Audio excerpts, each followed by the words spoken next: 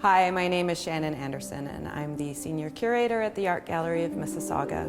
Today I'm here to present our current exhibition, Inside, Outside of, which I've co-curated with Jay Wilson. The exhibition brings together the work of 4 artists, Ella Gonzales, David Merritt, Émilie Régnier, and Shanie Tomassini. Each of them in their work articulates the complex and dynamic relationship between our inner worlds and our physical surroundings. Each of them has a deep sensitivity toward the materials they choose to work with, many of which are quite specific to their own cultural backgrounds or personal experiences. Much of the work is quite sculptural, while also incorporating elements of painting, drawing, or photographic references, and includes some unconventional materials such as ball chain, rhinestones, historical atlas maps, or silks made from pineapple and banana leaves. Ella Gonzales creates paintings that depict the abstracted layers of rooms and corridors in ways that reflect how our bodies move through and remember the spaces we inhabit. Her work references her Filipino background through a few different ways, in part through the use of piña and juicy silk, which are produced in the Philippines from pineapple and banana leaf fibers. Even though her imagery is abstracted, its shapes and patterns are based on details found in her own family photographs, for example, living room drapes or tablecloths, and in memories of places she used to live.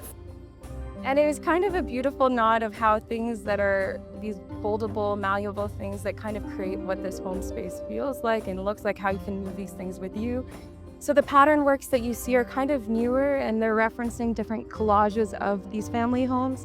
Of course, it's much more abstracted, but the references to these family homes and photographs that I referenced in the architecture, they're all kind of the same process. And I think that the work itself is never something that should be necessarily entirely inhabitable. When I'm thinking about these kinds of diasporic or memory spaces, they're often these things that you can almost linger in for a moment, but then they collapse on themselves. And so the work definitely has that also kind of embodied in the form, in the material, and how it's installed as well.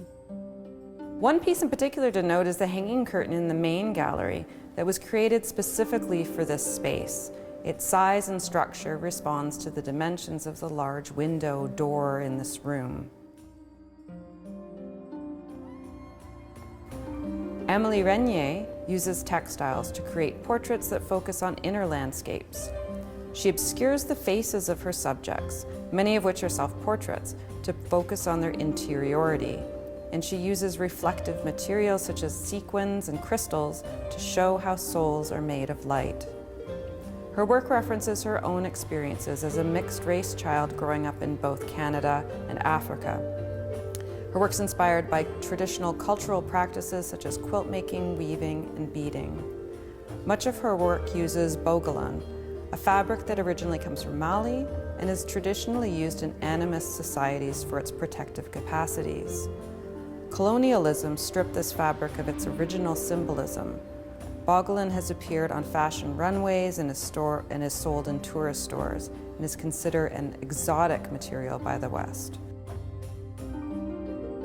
I remember as a kid being raised in a mainly white environment, wishing that people could see inside of me instead of the external layers of my physicality. And this desire to see inside of others, to invite people to see inside of me, has pursued me all of my life and all of my career. When I look at people, I kind of wish I can enter their body. I kind of wish I can understand what it is to be who they are. And a lot of my work is about showing that side of me, that side of people of color, that side of also our archives, like the colonial archives that we can find. And the idea was trying to imagine who they might be inside, to get the viewer beyond the photo, beyond the physicalities of it. And this constant desire to go beyond, to invite us to enter or to imagine, to dream what it is to be the others. By choosing to print her silhouette on this fabric that is both sacred and a sign of cultural appropriation, she's able to reclaim a small part of her heritage that was robbed by the transatlantic slave trade, and to address the tensions associated with a mixed race identity fragmented between diverse backgrounds through deportation and immigration.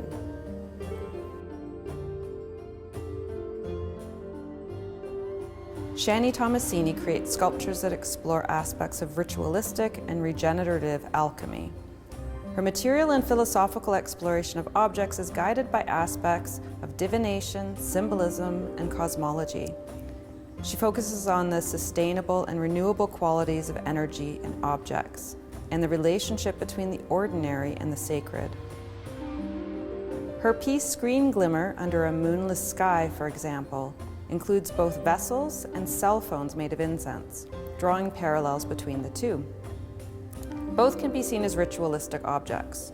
We hold our cell phones close and imbue them with deep meaning and purpose, but they will eventually be relics and archaeological objects in the future, much like the vessels they're paired with.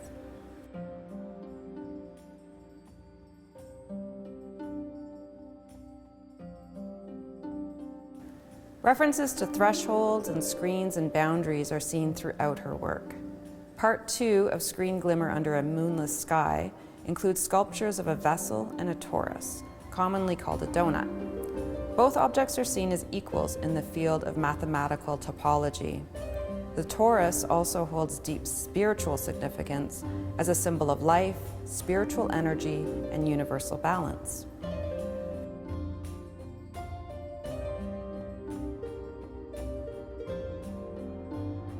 David Merritt explores the relationships between human and non-human systems of knowledge, navigation, and reorientation in his work.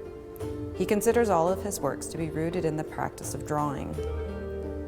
He works with colored maps taken from post-war times of London atlases, and carefully erases their surfaces using a fine Dremel to remove everything from the page except for fragments of roadways and waterways.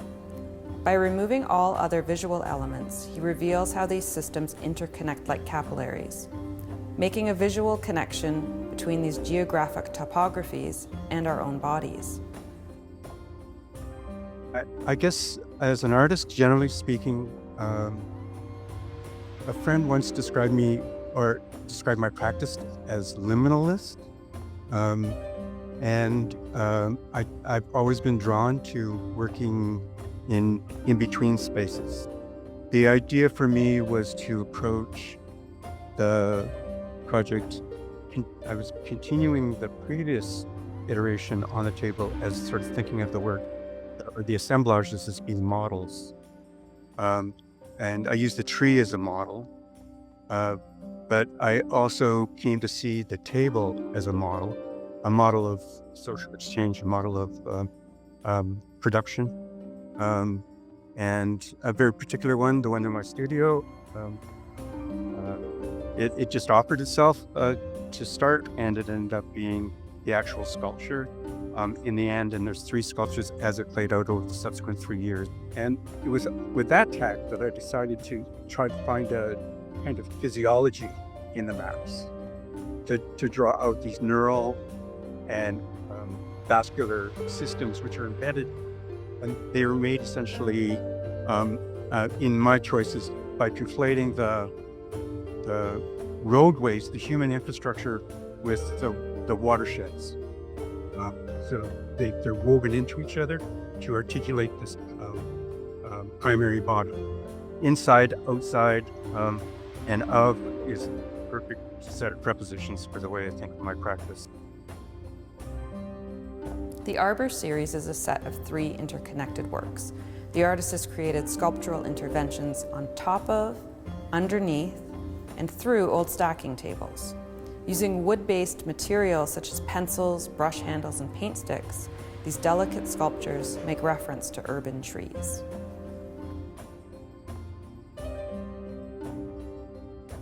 Inside, Outside of is on view at the Art Gallery of Mississauga from January 25th until April 13th, 2025. We invite you to come and view the exhibition in person.